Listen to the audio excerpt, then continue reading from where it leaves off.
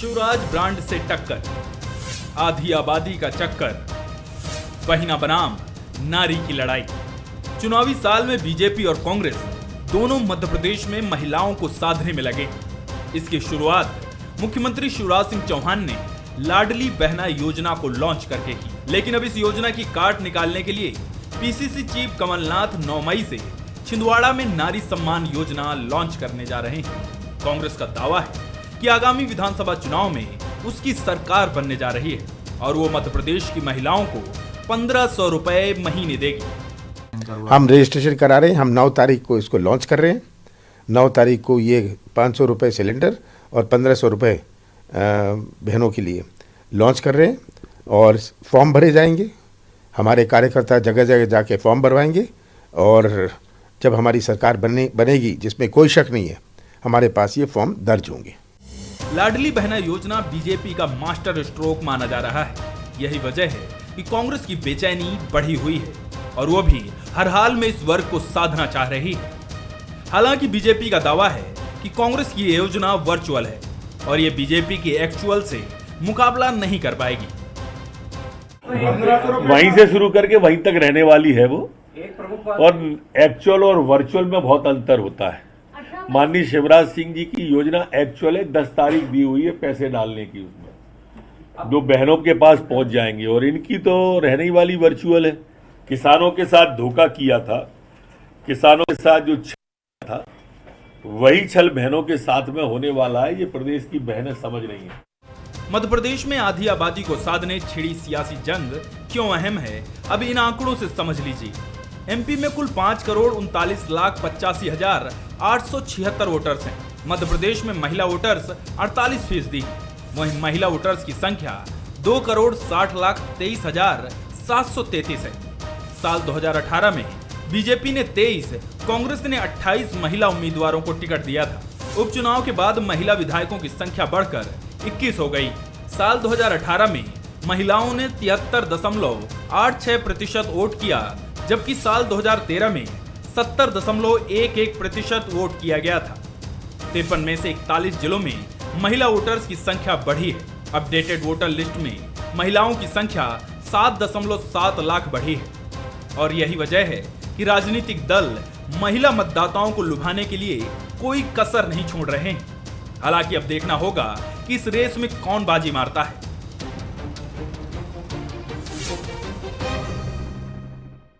Bansal news के सवाल number 1, क्या कांग्रेस लाडली बहना की सफलता से डरकर नारी सम्मान योजना ला रही है? सवाल नंबर 2, क्या किसान कर्ज माफी पर सवालों के बाद कांग्रेस अपनी इस घोषणा को लेकर जनता को भरोसे में ले पाएगी? सवाल नंबर 3, महिला वोटर्स को लुभाने की रेस में आखिर कौन बाजी मारेगा?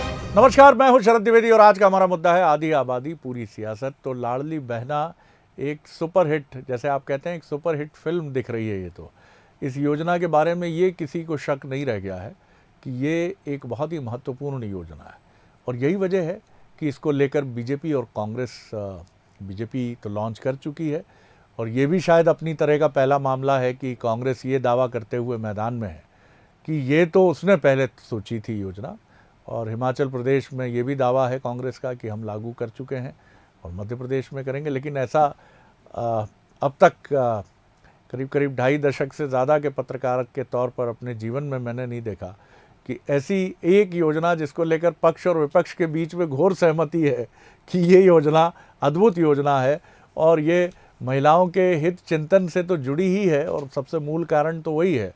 लेकिन इसके ज़रिए आधी आबादी के मन तक पहुंचा जा सकता है और मन के ज़रिए वोट तक पहुंचा जा सकता है और वोट के ज़रिए सरकार तक पहुंचा जा सकता है। आज इसी पर हम बात करेंगे। जो मेहमान हमारे साथ हैं उनसे मिल लीजिए। हमारे साथ हैं पंकज चतुर्वेदी जी, बीजेपी के प्रवक्ता, मोटिवेशनल स्पीकर, राइटर। सर बहुत स्वागत है। मिथुन हरिवार साहब हैं हमारे साथ, प्रवक्ता हैं कांग्रेस के, बहुत ही लर्नेड पर्सनैलिटी हैं, आर्टिफिशियल इंटेलिजेंस पे काम करने वाले, तकनीकी दक्षता योग्यता के धनी हैं। बहुत स्वागत।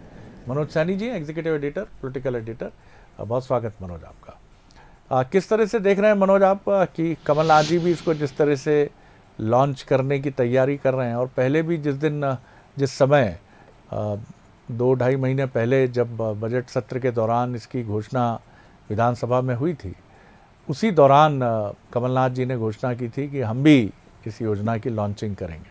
बहरहाल दावे प्रति दावे अपनी जगह हैं, देखते हैं, लेकिन ये योजना सुपरहिट है, इसमें किसी को कोई संदेह नहीं है। देखिए शरद जी, आधी आबादी वो है जो सीधे तौर पर समर्पित यानी विश्वास किया जा सकता है दोनों ही दल को, भारतीय जनता पार्टी और कांग्रेस। लेकिन इसमें बीजेपी ने एक बढ़त ली है और बीते कुछ वर्षों को हम देखें, चाहे उत्तर प्रदेश की बात करें, गुजरात की बात करें, जहां जहां चुनाव हुए हैं तो बीजेपी को बहुत अच्छा प्रतिशत महिलाओं की तरफ से यानी आधी आबादी की तरफ से मिला है। मध्य प्रदेश का जिक्र करते हैं तो 2 करोड़ से ज़्यादा मतदाता महिला है और निश्चित है एक बड़ा प्रभाव छोड़ते हैं यदि चुनाव की दृष्टि से देखते हैं। और इसीलिए चाहे वो आयुष्मान योजना हो, लाडली लक्ष्मी योजना हो, पीएम आवास हो, अब बाद में जो बाकी नई योजनाएं दिखाई दे रही है, ये सीधे तौर पर कहीं ना कहीं महिलाओं को ही जोड़ने का काम करती है और कांग्रेस भी इस बात को समझ रही है। इसीलिए उसी लाइन पर कांग्रेस बढ़ने की तैयारी में। जहां तक आधी आबादी को कौन साथ पाएगा तो ये बड़ा सवाल है, आखिर विश्वास किसका। देखिए शिवराज जी की एक पहचान अलग तरह की रही, इसमें कोई शक नहीं है। कमलनाथ जी भी उसी राह पर चलने की तैयारी में दिखाई दे रहा है जैसा वो कह रहे हैं।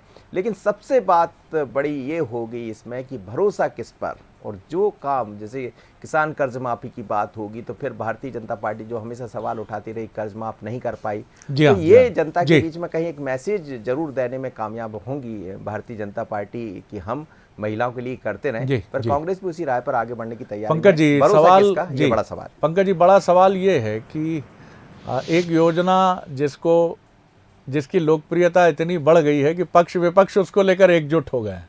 ये लोकतंत्र का बड़ा अनूठा और बड़ा अलग तरह का उदाहरण है कि बीजेपी भी सहमत है अद्भुत योजना और कांग्रेस भी मान रही है अद्भुत योजना। बाकी मतभिन्नता आपकी वैचारिक और राजनीतिक तमाम मुद्दों पर चलती है। किस तरह आप देखते हैं कमलनाथ जी जिस तरह से लॉन्च कर रहे हैं, कांग्रेस जिस तरह का कॉन्फिडेंस दिखा रही है, और वही बात जो मनोज जी कह रहे थे बहुत महत्वपूर्ण बात कि भरोसा आधी आबादी और मतदाता किस पर करते हैं, ये भी बहुत महत्वपूर्ण चीज़ है, और क्यों करते हैं ये भी बहुत महत्वपूर्ण चीज़ है। जी देखिए शरद जी, यदि शिवराज जी की तुलना कांग्रेस के वचन पत्र से की जाए, मैं शिवराज जी मुख्यमंत्री जी की बात कर रहा हूँ जी, कि मुख्यमंत्री जी और भारतीय जनता पार्टी की सरकार जो कहते हैं कमिटमेंट करते हैं। आप मध्य प्रदेश में बहन बेटियों के साइकिल वितरण अभियान से प्रारंभ करिए, लाडली लक्ष्मी योजना की बात करिए। लाडली लक्ष्मी योजना में 45 लाख हमारी लक्ष्मियां पंजीकृत हैं। लाडली लक्ष्मी योजना पूर्ण हो चुकी, पार्ट 2 शुरू हो गया कि उन बहन बेटियों को आईआईटी, आईआईएम, मेडिकल इंजीनियरिंग या और यूपीएससी की तैयारी करना है तो सरकार मामा शिवराज उनका खर्चा वहन करे। यदि लैपटॉप वितरण की बात आई तो मुख्यमंत्री जी ने लैपटॉप वितरण की योजना को अमली जामा पहनाया, जो कांग्रेस की घोषणा थी 17 से 45 की बहन बेटियों को लैपटॉप देंगे, नहीं देंगे। स्मार्टफोन की बात थी, वो भी नहीं दिया जी। अब यदि हम इसकी बात करें, लाडली बहना की बात करें तो लगभग 1.25 करोड़ पंजीयन मध्य प्रदेश में हुए हैं और पंजीयन के उपरांत स्क्रूटनी लगभग पूरी है और 10 जून से जितनी माताओं बहनों ने पंजीयन किया है 1.25 करोड़ माताओं में उनके खाते में 1,01,000 रुपये प्रति माह की दर से पैसा आना शुरू हो जाएगा। यदि कांग्रेस पार्टी की यदि शरद जी बात करते हैं, 15 महीने की सरकार थी। 15 महीने की सरकार सबसे बड़ा वादा था, जैसा मैंने कहा कि 17 से 45 साल की बहन बेटियों के स्मार्टफोन देके नहीं दी। शहरिया भारिया बैगा जनजाति की बहनों की 1,000 रुपए की पेंशन इस सरकार ने बंद करी। सर कमलनाथ जी वो आंकड़ा जरा दोहराएंगे, कितना पंजीयन आपने अपडेट आंकड़ा जो हमें दिया? 1.25 करोड़ सर, यानी 2,60,00,000 कुल, जिसको हम कहते हैं कि एक एक्टिव वोटर्स हैं। माफ़ कीजिएगा मैं इसको किसी और नजरिए से नहीं देख रहा हूँ, लेकिन यानी 50% से अधिक आप आबादी तक पहुँच रहे हैं और 10 जून से आपका दावा है कि उनके खाते में इसकी पहली किस्त पहुँच भी जाएगी। सर इसमें वो 48 लाख लाडली बहनें और पंजीकृत कर लीजिए, लाडली लक्ष्मी है सर, वो ऑलरेडी वो इससे अलग है सर, वो इससे अलग है। ये 18 साल के बाद की बात करें सर तो ये 1.25 करोड़ मध्य प्रदेश की माताएं बहनें जिनका पंजीयन 30 अप्रैल तक पूर्ण हो गया और 10 जून को इन सब माताओं बहनों के खाते में जैसा मुख्यमंत्री जी और बीजेपी सरकार वचन है पैसा मिलेगा जी। और कमलनाथ जी और उनकी सरकार ने सर किसान का 2 लाख का कर्जा 10 दिन के भीतर माफ नहीं किया। ये हमेशा बात करते हैं कर्ज माफी करी, सर कर्ज माफी 5,000 की, 6,000 की, 2,000 की, नीले पीले गुलाबी फॉर्म। चलिए मैं आता हूं उस पर आता हूं। 2 बिंदु और सर, 2 बिंदु। बेरोजगारों को संक्षेप में देने का वादा किया था सर, वो भत्ता नहीं मिला सर। किसानों को बोनस देने की बात करी थी, किसान पुत्रों और पुत्रियों को लोन देने की बात करी थी। उसी पर मैं दूसरे चरण पे सोच रहा हूँ बात करूंगा आप दोनों मेहमानों से कि execution is a very important thing. आप घोषणाएं करते हैं, बिल्कुल आपकी नीयत पर कोई संदेह नहीं है, क्योंकि आप जनता के मन तक पहुंचकर फिर सरकार अपनी बनाना चाहते हैं। इसलिए आपके मंतव्य पर कोई संदेह नहीं, ना बीजेपी के ना कांग्रेस के। लेकिन पार्ट आता है एग्जीक्यूशन का। मैं मिथुन जी आपकी तरफ आ रहा हूँ। आप बिल्कुल अगर देखें इन आंकड़ों की तरफ हम गौर करें कि 48 लाख लाडली लक्ष्मियाँ, और जिनमें से एक बड़ी संख्या ऐसी भी होगी जो मतदान के लिए एलिजिबल भी होंगी, और दूसरी तरफ आप बात करें 2 करोड़ 60 लाख में से 1 करोड़ प्लस 1.25 करोड़ लाडली बहनाओं का पंजीयन पूरा हो चुका है, और 10 जून तक बीजेपी ये क्लेम कर रही है कि पहली किस्त 1000 रुपये की उनके खाते में पहुंच जाएगी। एक बड़ा प्लान है, बड़ी योजना है। आपकी बात अभी चूंकि आप विपक्ष में हैं तो आप इस आत्मविश्वास के साथ ये दावा कर रहे हैं कि हम आएंगे तो देंगे, एक देने जा रहे हैं, दे चुकेंगे 10 जून के बाद, आपकी घोषणा है। एक अंतर तो ये दिखता है, फिर भी किस तरह से आप देखते हैं और क्या आपके आत्मविश्वास का स्तर खनकते हुए बोलता है? सर, सबसे पहली बात तो ये है कि किस सरकार ने क्या किया है ये उसके ट्रैक रिकॉर्ड से साबित होता है। तो मध्य प्रदेश की महिलाओं की यदि बात की जाए तो नाबालिग बच्चियों से बलात्कार में मध्य प्रदेश नंबर 1 पर है। नेशनल क्राइम रिकॉर्ड्स ब्यूरो का डेटा, जो बच्चियां हैं मध्य प्रदेश की वो सबसे ज़्यादा कुपोषित पूरे देश में, नेशनल हेल्थ एंड फैमिली सर्वे का डेटा, और WHO के अनुसार प्रसव की स्थिति में मध्य प्रदेश सबसे खराब राज्यों में इसकी गिनती होती है। जाहिर सी बात है, मध्य प्रदेश के चिकित्सा शिक्षा मंत्री वो WHO को तो मानते नहीं है, इसलिए भारतीय जनता पार्टी की ओर से शायद इस तरफ ध्यान नहीं दिया गया। अब आते हैं आगे बात कर लेंगे। मुझे लगता है आज हम जिस विषय पर बात कर रहे हैं लाडली उसी विषय पर आता हूँ जी। मैं आपके आंकड़ों को कोई वो नहीं कर रहा हूँ, लेकिन जी मध्य प्रदेश में इस योजना के लिए 8000 करोड़ रुपए की राशि बताई गई और 1.25 करोड़ फॉर्म भरवा लिए गए। मतलब मध्य प्रदेश के 1.5 करोड़ परिवार में से मतलब 25 लाख को छोड़ दे तो लगभग सभी से फॉर्म भरवा लिए गए हैं। इसके बजट को आप निकालेंगे तो ये 533 रुपए प्रति माह आता है। कांग्रेस पार्टी जब अपनी सरकार के पहले कार्यकाल में आई थी 2018 में, तब हमने 300 रुपए से 600 रुपए इस राशि को करने का प्रावधान किया था। आज तक मध्य प्रदेश की महिलाओं को उसका लाभ मिल रहा है।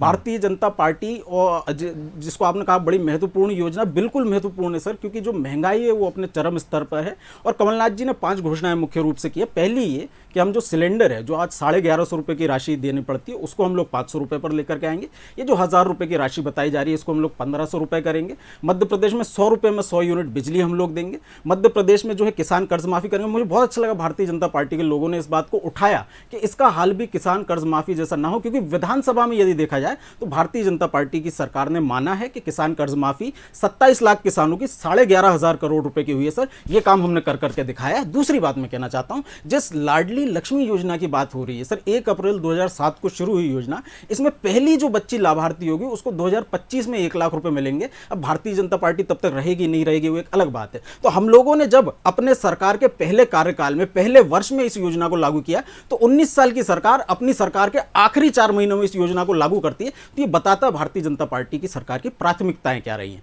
मध्य प्रदेश में कल इस योजना की ऐतिहासिक शुरुआत कांग्रेस पार्टी की ओर से हो रही है। स्वयं कमलनाथ जी प्रेस कॉन्फ्रेंस करके मध्य प्रदेश की बेटियों से फॉर्म भरवा करके ये योजना चालू करेंगे। बयान 52 जो हमारे डिस्ट्रिक्ट से, वहां पर कांग्रेस पार्टी की ओर से प्रेस वार्ताएं की जाएगी। सभी जिला मुख्यालयों पर फॉर्म भरवाए जाएंगे और चुनाव तक इस बात को सुनिश्चित किया जाएगा। आपका जो दावा है कि ये तो हमने पहले सोच के रखी थी, ये बात समझ नहीं आई। चलिए, अच्छी योजना है, लाडली लक्ष्मी योजना को पूरे देश में उसकी धूम रही, और उत्तर प्रदेश, राजस्थान और दक्षिण भारत में भी हमने सुना कि कुछ राज्य उसकी तरफ बढ़े। निश्चित तौर पर अच्छी योजना या अच्छी सोच किसी का कॉपीराइट नहीं होता। आपने अच्छा सोचा है, लाडली लक्ष्मी एक अच्छी स्कीम है और उसी का एक्सटेंशन लाडली बहना है, लेकिन आप ये तो मान रहे हैं कि योजना बहुत अच्छी है, तभी आप भी आगे बढ़ रहे हैं, लेकिन ये भी दावा कर रहे हैं कि ये तो हमारा विजन है। देखिए, जनता के जो बहनें हैं उनकी महंगाई को कम करने का भारतीय जनता पार्टी ने दावे तो बहुत किए, तो बहुत हुई महंगाई की मार। जिस समय सिलेंडर 400 रुपए का मिलता था, कांग्रेस भाजपा को ये महंगा लगता था। कांग्रेस पार्टी आज पूछना चाहती है कि 1150 रुपए में आपको सस्ता क्यों लग रहा है। उसको कम करने की योजना यदि देश में किसी सरकार ने बनाई तो वो कांग्रेस पार्टी ने राजस्थान में उसको लागू करके दिया। चलिए, ओल्ड पेंशन स्कीम की बात करने आपने बहुत अच्छा जिक्र किया कि कोई भी सरकार किसी भी सरकार की योजना को स्टडी करे। कर्नाटक की भारतीय जनता पार्टी की सरकार हमारी हिमाचल प्रदेश में जाकर के स्टडी कर रही है कि हम लोग कैसे उस योजना को लागू कर रहे हैं। तो जाहिर सी बात है, जब ऐतिहासिक महंगाई इस देश में है तो ऐतिहासिक कदम आगे बढ़ाने होंगे उस महंगाई को कम करने के, ताकि जो बेटियां हैं, महिलाएं, उनको राहत मिल सके। मैं आता हूं, दूसरे चरण में हम बात करेंगे, वही जिसको पंकज जी उठा रहे थे उस पर हम लौटेंगे।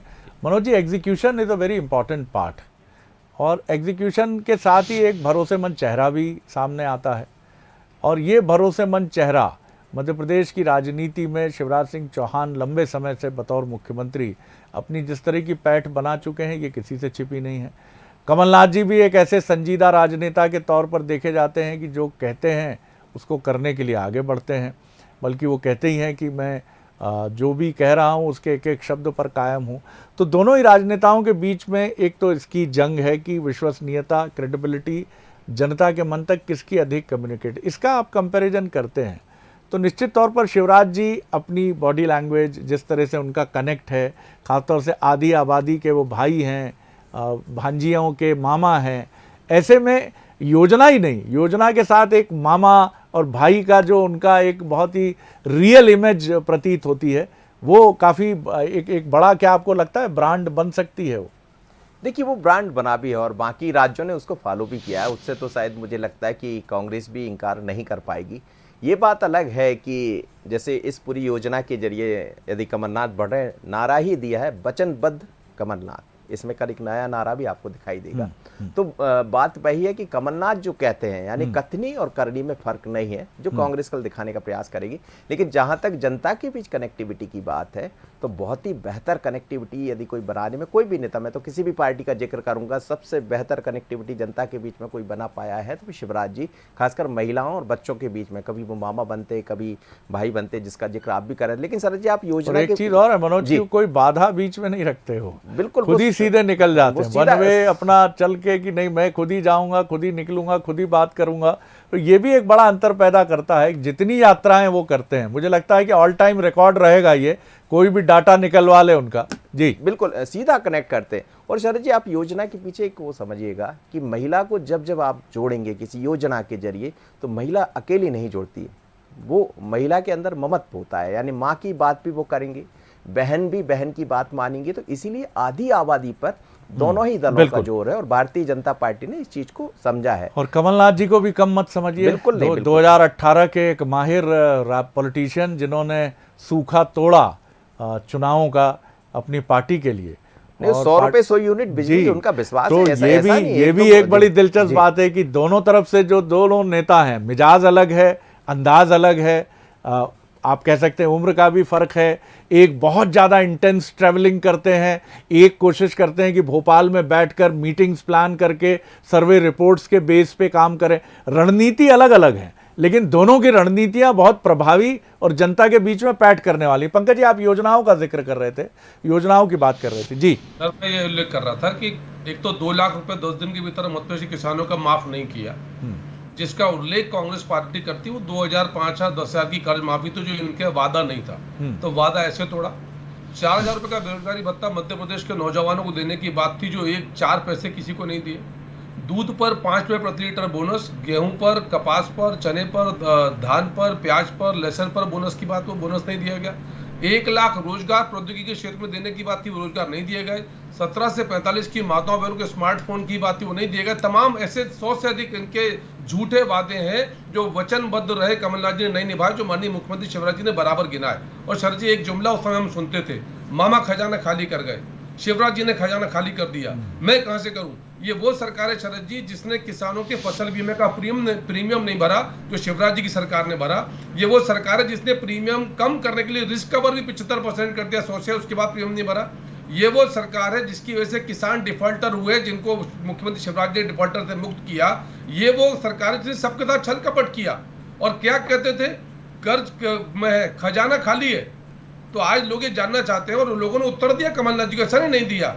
जब 28 सीटों को चुनाव हुए तो इन्हीं तमाम सारी बातों के आधार पर कांग्रेस पार्टी जनता के बीच गई और जनता ने उनको अस्वीकार किया। तो सबसे बड़ा सवाल अविश्वसनीयता का है और विश्वसनीयता का। कमलनाथ जी कांग्रेस पार्टी की अविश्वसनीयता जो है वो सबके सामने सिद्ध हो चुकी है।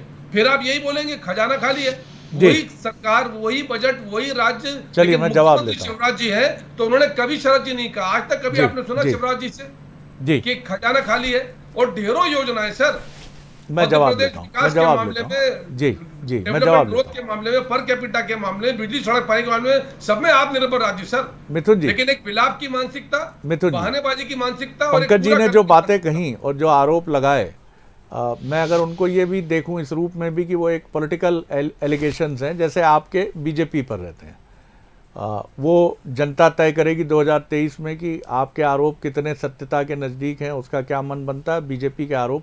लेकिन हम जो विश्लेषण करते हैं चौथे स्तंभ, वो ये पाते हैं कि जो चीज़ आपको बेहतर करनी है यानी कांग्रेस को, वो है अपना घर ऑर्डर में रखना है। 2018 में सत्ता में आने के बाद जो सबसे बड़ी चुनौती आपकी रही कि आपका घर व्यवस्थित नहीं था। तो बड़ी चुनौती जो चौथे स्तंभ की तरफ से हम आपके भीतर देखते हैं कि आपको जनता के मन में ये भरोसा पैदा करने के लिए इस बार और अधिक कोशिश करनी होगी कि हम ठीक हैं, हमारे भीतर कोई संकट नहीं है, कोई ऐसी चीज़ नहीं है कि हमें जोड़ जोड़ के भानुमति ने कुनबा, कहीं ईंट कहीं रोड़ा, भानुमति ने कुनबा जोड़ा। और ईश्वर न करे कि मध्य प्रदेश में सर वो पड़ोसी राज्यों की कुनबा जोड़ने वाली सियासत आए भी। यहाँ आर पार वाला जनमत जिस भी पार्टी को जनता दे बहुत सोच समझ कर दे। जी देखिए, सबसे पहली बात तो जिन बातों का जिक्र किया जा रहा है, तो ये बात तो ठीक है कि भारतीय जनता पार्टी ने जो पब्लिसिटी शिवराज सिंह जी की है, उसके कंपैरिजन में कमलनाथ जी का दृष्टिकोण पब्लिसिटी का नहीं रहा। उनका दृष्टिकोण हमेशा काम का रहा और काम बोलता है। यदि आज 100 रुपये में 100 यूनिट बिजली मिली तो किसी को फॉर्म नहीं भरने पड़े, बिना APL BPL के फ़र्क के, बिना दलित सवर्ण के फ़र्क के, बिना गरीब अमीर के फ़र्क के, सबको ये योजना का लाभ मिला है। उसी तरीके से हमने किसान कर्ज माफ़ी लागू की और उसी तरीके से जो बेटियों को 26,000 रुपये भारतीय जनता पार्टी की सरकार में विवाह निकाह के मिलते थे, उसको 51,000 रुपये हम लोगों ने करने का काम किया। हाँ, भारतीय जनता पार्टी का जब मैनिफेस्टो लॉन्च हुआ उस समय अरुण जेटली जी ने आकर के ये वादा ज़रूर किया था कि मध्य प्रदेश में यदि सरकार आती है तो बच्चियों को स्कूटी देने की शुरुआत करेंगे। भारतीय जनता पार्टी को बताना चाहिए कहां तक वहां तक पहुंचे हैं। लेकिन यह जरूर है कि पब्लिसिटी के मामले में भारतीय जनता पार्टी हमसे आगे रही है। जिस घर की बात कही जा रही थी, अभी हमने देखा दीपक जोशी जी अपने पिताजी की तस्वीर को लेकर के भाजपा के घर से बाहर निकले। हमने देखा कैसे सत्तन जी एक गुट पर आरोप लगा रहे हैं कि उनके आने के बाद कैसे सत्ता की लूट मची हुई है। हमने देखा कि रघुवंश शर्मा जी को भारतीय जनता पार्टी को पांचाली कहना पड़ता है।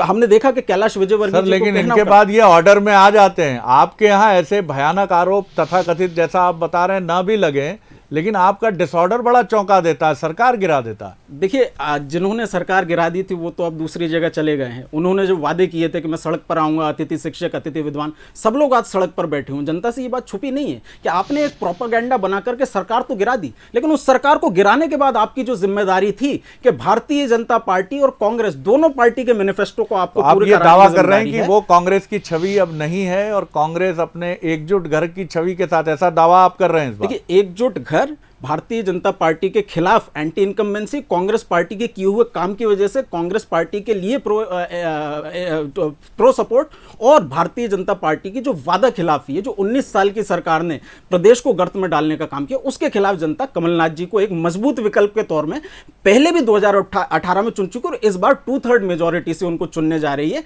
ये जो माहौल है ये मध्य प्रदेश में बन चुका है। इस माहौल के आधार पर आगे वाले चुनाव। मनोज, मुझे जरा ये समझाइए कि यही सबसे महत्वपूर्ण चीज़ है।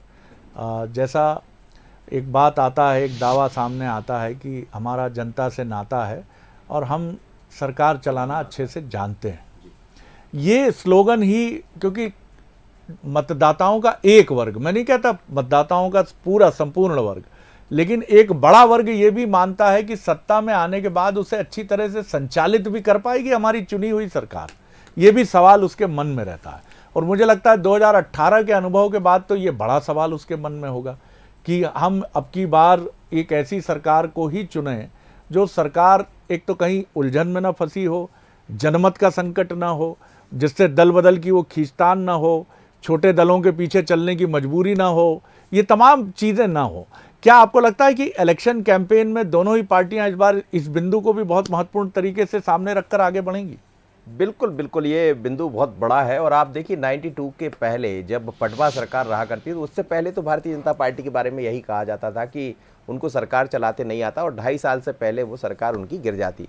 अब ये उलट हो गया, 2018 में मौका मिला और अब वही सवाल कहीं ना कहीं कांग्रेस के ऊपर भी खड़े होते। तो लेकिन ये निश्चित है कि विश्वास जताना पड़ेगा दोनों ही दलों को कि कौन क्या वो जो कहते हैं वो कर पाने में सफल होंगे। तो मुझे लगता है इसमें नंबर शिवराज जी के ज़्यादा होंगे क्योंकि वो कनेक्ट है सीधे जनता से और उस कनेक्शन का लाभ उनको मिलेगा। और इसीलिए कांग्रेस भी उसी प्रयास में है कि कैसे हम जनता से सीधा कनेक्ट बनाएं। शरद जी, 2018 से ज़्यादा 2023 का इलेक्शन है जिसका हम बार बार चर्चा करते हैं, बात आधी आबादी की हो या तमाम वर्गों की हो, लेकिन सबसे बड़ी बात यह है कि भरोसा किसका ज़्यादा होगा और जिसने भरोसा जीत लिया उसकी राह आसान। यही सबसे महत्वपूर्ण बात है, भरोसा और विश्वास।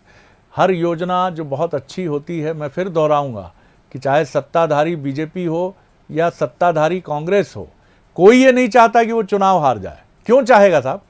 वो चाहता है, वो चाहती है पार्टी कि जनता के मन तक पहुंचे, लेकिन सवाल होता है उसके साथ ब्रांड इमेज उसके लीडर की। जैसे इंदिरा गांधी की छवि की आप बात करें तो लोग मानते थे कि वो भरोसे का पर्याय हैं। 2014 में इमरजेंस होता है नरेंद्र मोदी जी का, और वो विश्वास का एक प्रतीक बनते हैं कि ये चीन से बात करेंगे तो आंख मिलाकर बात करेंगे, या अमेरिका से बात करेंगे तो बहुत ही आंख मिलाकर आई कांटेक्ट से बात करेंगे, ये बात करेंगे देश के हित की तो उससे बात करेंगे। राजनीतिक आरोप प्रत्यारोप चलेंगे देश में, खूब चलेंगे, कर्नाटक में खूब चल रहे हैं, लेकिन ये तय मानिए कि नेता हमें ऐसे ही चाहिए, जिस तरह के नेताओं की हम बात करते हैं जो बहुत मजबूत होते हैं, बहुत सशक्त होते हैं, और ऐसे दो नेता मध्य प्रदेश में अपनी अपनी टीम का नेतृत्व कर रहे हैं। इसीलिए 2018 का रण बहुत रोचक रहा और 2023 का रण भी बहुत रोचक होगा। बहुत शुक्रिया मिथुन जी, बहुत धन्यवाद पंकज जी, बहुत धन्यवाद मनोज जी। आगे देखिए छत्तीसगढ़ आज का मुद्दा, भत्ता पर बवाल, सत्ता का सवाल। नमस्कार।